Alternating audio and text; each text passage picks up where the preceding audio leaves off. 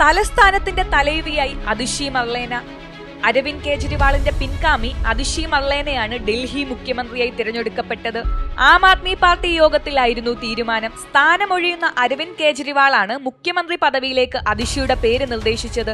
സുഷമ സ്വരാജിനും ഷീല ദീക്ഷിത്തിനും ശേഷം ദില്ലി മുഖ്യമന്ത്രിയാകുന്ന മൂന്നാമത്തെ വനിതയാണ് അതിഷി. 2 ദിവസം മുൻപാണ് മുഖ്യമന്ത്രി സ്ഥാനം രാജിവെക്കുമെന്ന അപ്രതീക്ഷിത പ്രഖ്യാപനം അരവിന്ദ് കെജ്രിവാൾ നടത്തിയത്. 11 വർഷത്തിനു ശേഷമാണ് ഡൽഹിക്ക് ഒരു പുതിയ കാവലാൾ വരുന്നത്.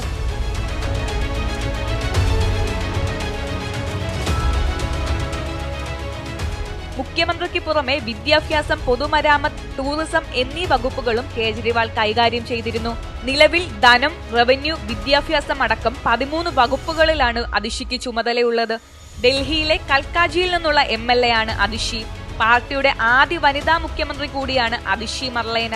43-ാം വയസ്സിൽ ദില്ലി മുഖ്യമന്ത്രി പദത്തിലെത്തുന്ന അതിഷി ആം ആദ്മി പാർട്ടിയുടെ സ്ഥാപക നേതാക്കളിൽ ഒരാളാണ്.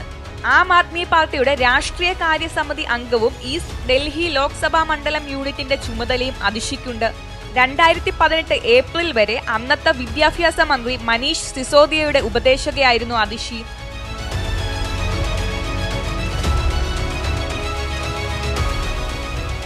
ദേശീയ തലസ്ഥാനത്തെ സർക്കാർ സ്കൂളുകളിലെ വിദ്യാഭ്യാസത്തിന്റെ അവസ്ഥ മെച്ചപ്പെടുത്തുന്നതിൽ അതിഷി പ്രധാന പങ്കുവഹിച്ചിട്ടുണ്ട്. അരവിന്ദ് കെജ്രിവാളിന്റെ അറസ്റ്റിനെതിരായ പ്രതിഷേധങ്ങൾക്ക് നേതൃത്വം നൽകിയ പ്രമുഖ നേതാക്കളിൽ ഒരാളായിരുന്നു. കാൾ മാർക്സിന്റെയും വ്ളാഡിമിർ ലെനിന്റെയും കുടുംബ പേരുകൾ സംയോജിപ്പിച്ച് ഇടതുപക്ഷക്കാരായിരുന്ന അതിഷിയുടെ മാതാപിതാക്കൾ ഡോക്ടർ തൃപ്താവാഹിയും ഡോക്ടർ വിജയ് സിംഗും അതിഷിയുടെ നാമത്തിനൊപ്പം മർലീന എന്നുകൂടെ കൂട്ടിച്ചേർത്തു. തന്റെ പേര് മാർക്സിന്റെയും ലെനിന്റെയും ആശയങ്ങളെ ഉൾക്കൊള്ളുന്നത് കൊണ്ട് 2018 ദേശീയ തെരഞ്ഞെടുപ്പിന് തൊട്ടു മുൻപ് അതിഷി മർലേന എന്ന പേര് ഒഴിവാക്കുകയും ചെയ്തു.